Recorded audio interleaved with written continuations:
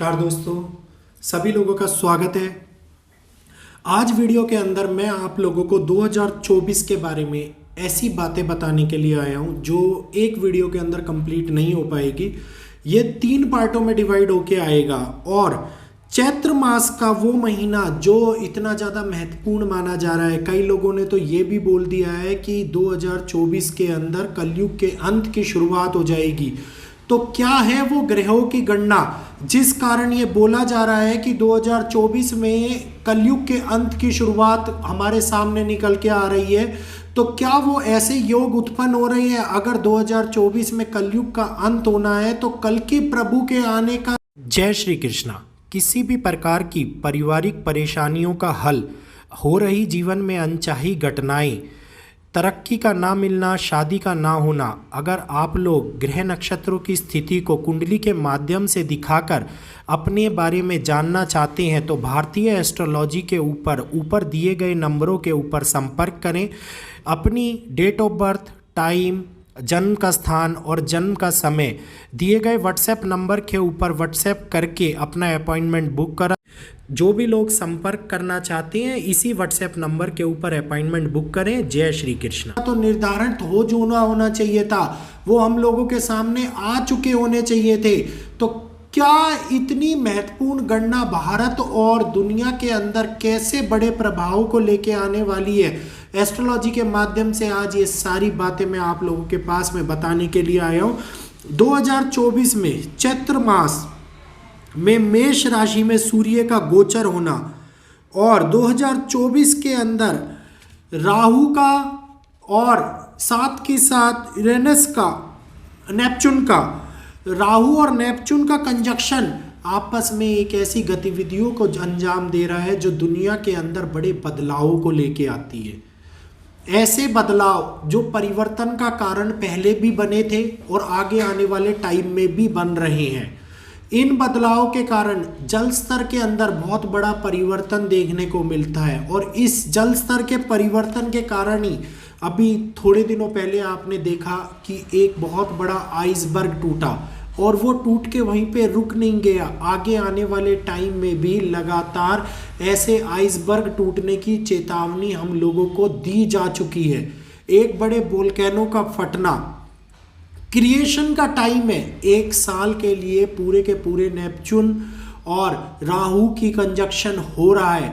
मुंडन एस्ट्रोलॉजी में आउटबोर्न प्लेनेट की बहुत ही ज़्यादा महत्वपूर्ण रोल रहता है और ये भी कहा जा रहा है कि इस समय के अंदर 19 जून से 30 जुलाई के मध्य में बीच में कुछ बड़ी घटना को अंजाम भी मिल सकता है। और इतना ही नहीं, 23 सितंबर से 28 सितंबर के बीच में दुनिया के अंदर एक ऐसे परिवर्तन की नींव भी रखी जाएगी।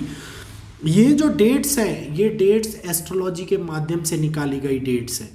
सत्य आने वाले टाइम के अंदर जो घटनाएं हमारे सामने एस्ट्रोलॉजी के माध्यम से निकाली गई हैं वो सत्य होती रही हैं और आगे भी होती रहेंगी, क्योंकि ये एक ऐसा माध्यम है जिसे प्राचीन ऋषि मुनियों के द्वारा उत्पन्न किया गया था ज्योतिष शास्त्र को, और ज्योतिष शास्त्र की गणनाओं को ही आज तक एक ऐसे साक्षित रूप में लिया जाता है जिसके प्रमाण हमारे को इतिहास में ऑलरेडी मिलते हैं।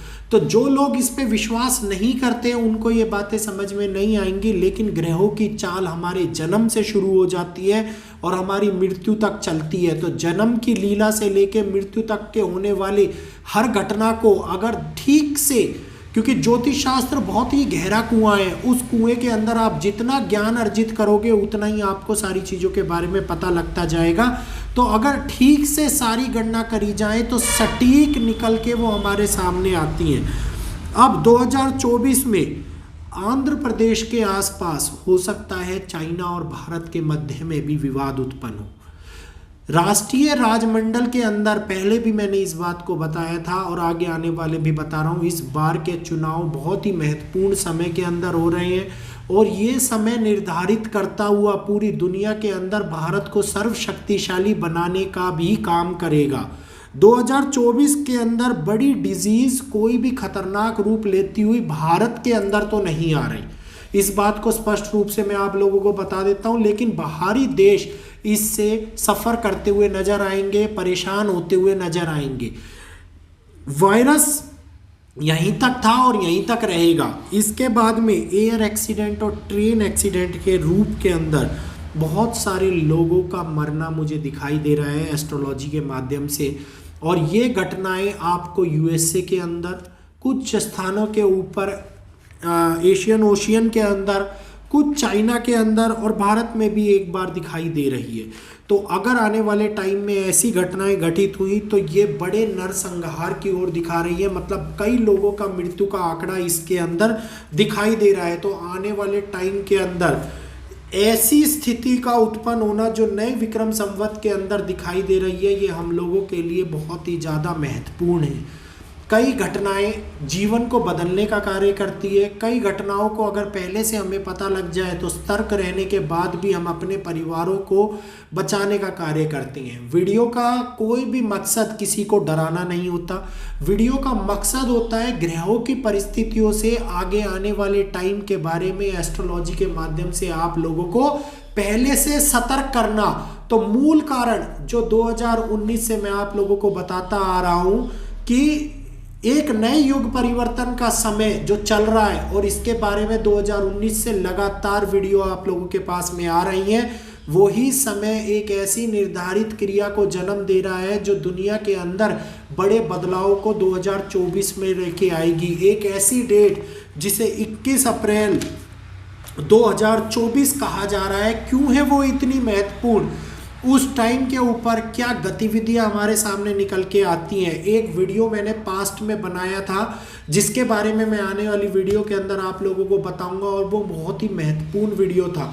उस वीडियो के कारण बहुत सारी चीज़ें हम लोगों को, कई ऐसे अंक गणनाओं को सटीक जानकारी मिली थी जो कि पूरे ब्रह्मांड को संचारित करने का कार्य करती है, पूरे ब्रह्मांड को चलाने का कार्य करती हैं। तो आज की इस वीडियो के अंदर मैंने आपको ग्रह और कंजक्शन और कई ग्रहों की युति क्या घटित हो सकता है ऐसे प्रमाण मैंने बताए।